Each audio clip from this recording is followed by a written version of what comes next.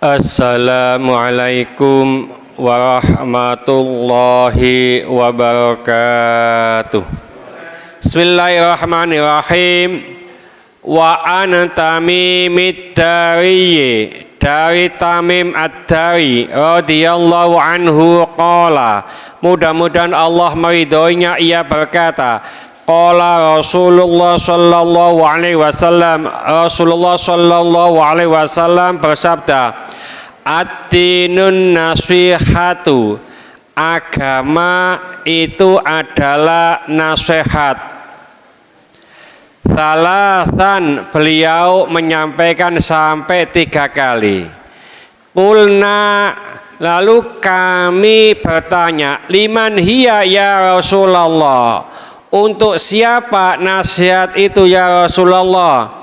Qala Allah, wali kitabihi, wali rasulihi, yaitu petunjuk berbuat baik kepada Allah, kepada kitab-kitabnya, kepada rasul-rasulnya, wali a'immatil muslimina, dan kepada pemimpin-pemimpin orang muslim, wa ammatihim, dan kepada muslim umumnya. Akhrajahu Muslimun, diriwayatkan oleh Imam Muslim. Jadi hadis ini menunjukkan bahwa agama itu nasihat. Nasihat untuk siapa? Nasihat untuk kita semuanya. Dalam rangka apa? Pertama, yaitu dalam rangka atau petunjuk supaya kita bisa berbuat baik kepada Allah. Terima kasih. Nah, bagaimana cara kita berbuat baik kepada Allah? Apakah Gusti Allah itu jigawakno beras, jigawakno gula ngono? Gawakno nang ndi, Pak? Ya. Nah, kita berbuat baik kepada Allah itu adalah menyembah dan beribadah kepadanya sesuai dengan ayat wa ma khalaqtul jinna wal insa illa liya'budun. Tidak aku ciptakan jin dan manusia kecuali hanya untuk menyembah, hanya untuk beribadah. Artinya hidup kita, ngapunten, Abah Ali sudah berapa tahun? 17 tahun gitu ya. Itu yang bawah, yang atasnya itu sudah 60-an itu.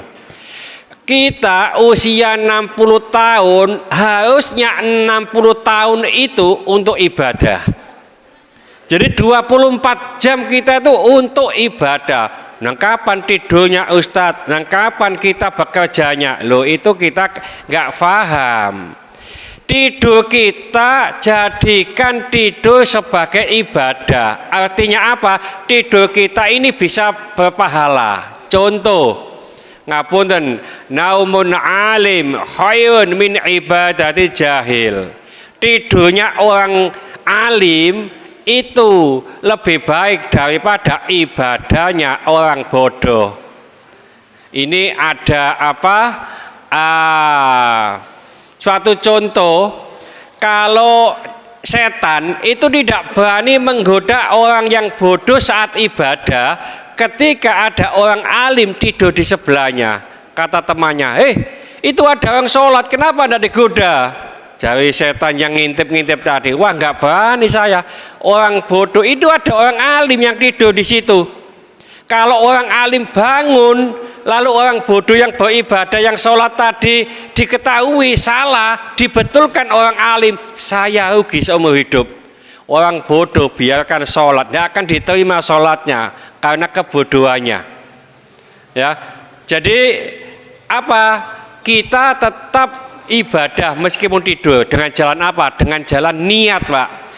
Tidur siang, ya Allah saya tidur siang ini, mudah-mudahan Engkau beri kekuatan malam harinya bisa beribadah kepadamu. Itu menjadi pahala. Bekerja juga begitu, ya Allah saya berangkat kerja untuk apa?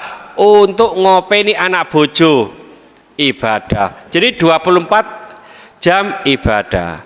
Yang kedua, untuk berbuat baik kepada wali kitabihi, kitab-kitabnya. Ya. Nah, ini tadi saya baca, ya ngapunten, pas saat sholat saya juga ketawa di dalam hati, Pak. Ya. Kenapa ketawa? Kita baca ini ada kata-kata begini. Kalau di situ innalladzina kadzabu bi ayatina wastakbaru anha. Sesungguhnya orang-orang yang mendustakan ayat-ayat kami dan menyombongkan diri tentangnya, la tufattahu lahum abwabus samai, tidak akan dibukakan pintu-pintu langit. Ini yang jadi ngetawakan itu. Wala yadkhulul jannata hatta yalijal jamalu fi samil khiyat. Ya, tidak bisa masuk surga sampai unta bisa masuk lubang jarum. Tidak mungkin, ngapunten. Orang yang mendustakan ayat-ayat Allah itu bisa masuk surga bila ada unta bisa masuk lubang jarum. Tidak mungkin, tangel lamun. Nah gitu loh, ngapunten. Ya, jadi tidak akan bisa orang yang mendustakan ayat-ayat Al-Quran. Makanya di sini petunjuk bagi kitab Allah. Oleh karena itu, bagaimana cara memperlakukan kitab Allah? Kita baca Al-Quran. Ngapunten, ngene iki ya biasa ta maca Quran ta, Pak. Ya, nggak usah banyak-banyak. Ya, umpamanya satu hari satu halaman, begitu saja. Ya, satu hari satu halaman. Contoh umpamanya Yasin, sudah. Di tempat saya itu satu halamannya hanya Yasin gitu aja, Pak. Buka lagi nanti. Ya repot nih itu. Ya, satu halaman monggo. Ini memperlakukan Al-Qur'an. Ya, kitab Allah. Bagi yang sudah mampu membacanya, ini juga diupayakan menggunakan hak-hak Al-Qur'an. Hak-hak Al-Qur'an itu banyak loh, Pak. Contoh, kalau kita mau baca Al-Quran, itu kita wudhu dulu. Baca Al-Quran tidak pakai wudhu bagaimana? Boleh. Yang penting nggak nyentuh mushafnya, ya, tidak pakai wudhu. Ini hak Al-Quran, ya. Yang kedua, kita baca ta'awud sebelum baca Al-Quran. A'udzubillahi minasyaitonirrajim. Ya, lalu membaca Bismillahirrahmanirrahim. Ini termasuk hak-hak Al-Quran. Apalagi kalau sudah bisa mentadaburi Al-Quran. Ya, jadi Al-Quran ini dipelajari. Semacam tadi itu. Oh, berarti tangel lamun wong sing mendustakan agama, menyombongkan diri tentang Al-Quran, ndak bisa masuk surga. Ya. Nah, ini. Jadi hak-hak Al-Quran. Mari kita baca Al-Quran. Wali rasulihi, dan kepada rasulnya. Ya. Nah, ini tentunya kita harus mengkaca, ya, kepada diri Rasulullah Sallallahu Alaihi Wasallam. Rasulullah itu bagaimana sih caranya berdagang, bagaimana sih caranya makan, itu harus ikuti Rasulullah. Ngapunten, Rasulullah kalau makan itu jadi 3 ini ya, Pak. Isa, ibu-ibu, kalau makan Rasulullah itu pakai jari-jari 3 ini, bisa enggak ini? Ya. Nah, makanya kalau kita itu memaknai hadis, memaknai dalil, ya tidak usah ditelan mentah-mentah. Wong yang dimakan Rasulullah itu kurma, Pak. Pakai gini bisa. Coba makan bakso. Ya soto, ya wangel. Ya enggak iso semacam ini. Artinya apa?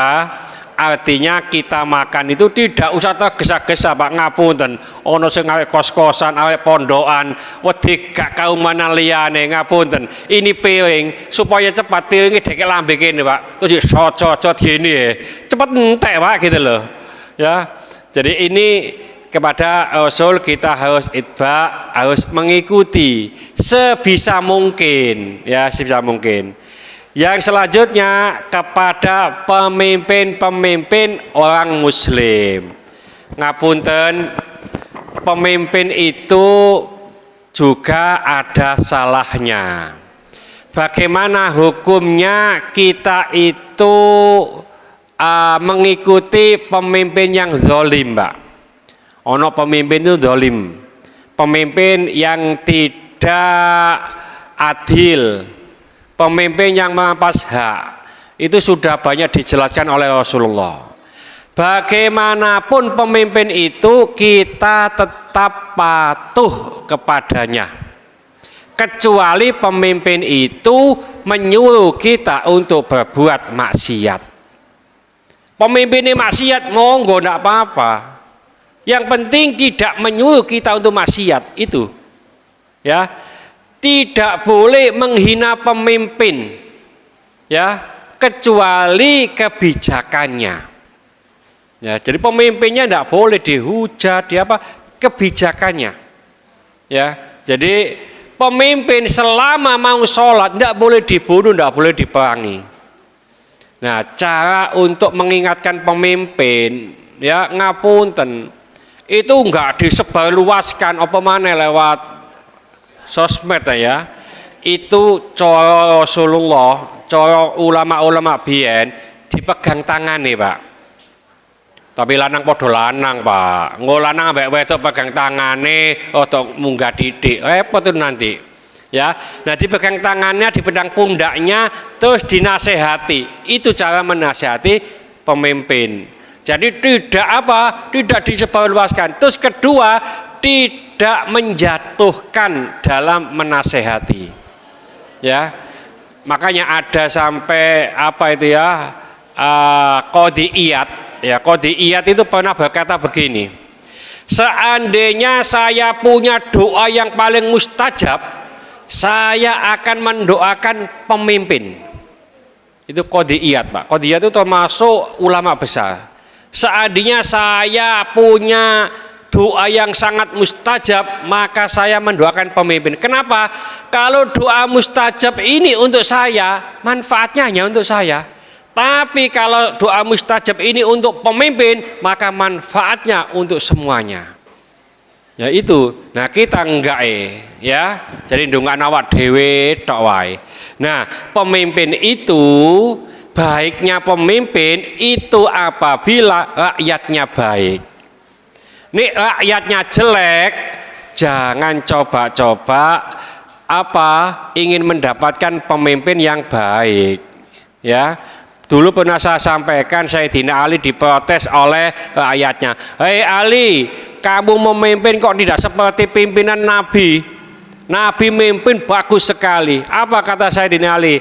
Yang dipimpin Nabi dulu itu saya, Umar, Abu Bakar, orang-orang yang baik. Tapi yang saya pimpin kamu-kamu ini. Nah gitu loh. Jadi kamu-kamu jelek ya, saya juga jelek gitu. Ya. Jadi oleh karena itu, mari siapapun pemimpinnya jangan suka kita mengolok-olok. Yang terpenting apa? Kita doakan, Pak. Ya, kita doakan meskipun pemimpin itu dolim, kita doakan mudah-mudahan menjadi adil kepada siapa saja. Ya, utamanya pemimpin takmir nur fadilah. Ono ta iki wonge. Ya. Didoakan yang baik, mudah-mudahan sehat, kuat, bisa nikah dua dan seterusnya. Didoakan sampai apik lah. Yang terakhir, wa ammatihim, dan kepada orang muslim seluruhnya. Artinya sesama orang muslim ini kita dikasih nasihat oleh agama supaya bisa saling tolong menolong, bantu membantu. Jadi dalam rangka memperbaiki, berbuat baik kepada orang lain. Kalau tidak bisa bantu dengan tenaga, tidak bantu dengan pikiran, sampai bantu dengan doa, Pak. Dengan doa begitu saja, itu insya Allah jauh lebih bagus. Tentunya doa yang baik. Mudah-mudahan sedikit ini dibarengi hidayah oleh Allah Subhanahu wa taala. Mudah-mudahan segala hajat kita dikabulkan Allah, segala kesulitan kita dibantu oleh Allah. Mudah-mudahan anak-anak kita menjadi anak yang soleh, solehah, taat kepada Allah, patuh dan nurut kepada kedua orang tua. Ya mau kasih keturunan, mudah-mudahan Allah berikan keturunan yang soleh, solehah. Ya mau kasih jodoh, mudah-mudahan Allah berikan jodoh yang soleh, solehah. Mudah-mudahan di antara kita, keluarga kita, handetolan kita, tetangga-tetangga kita yang saat ini sedang sakit, baik di rumah sakit maupun di kediaman, mudah-mudahan Allah cepat mengangkat penyakitnya, menyembuhkan penyakitnya, dan mudah-mudahan Allah memberikan kesabaran kepada yang sakit, dan dengan kesabaran ini mudah-mudahan Allah mengangkat seluruh dosa-dosanya, dan mudah-mudahan Allah mengampuni dosa-dosanya orang yang mendolimi kita. Al-Fatihah. Bismillahirrahmanirrahim. Wal asri innal insana lafi khusrin illa alladziina amanu wa 'amilus solihati wa tawassaw bil haqqi wa tawassaw bis sabr. Subhanakallahumma bihamdika asyhadu an la ilaha illa anta astaghfiruka wa atubu ilaik. Wassalamualaikum warahmatullahi wabarakatuh.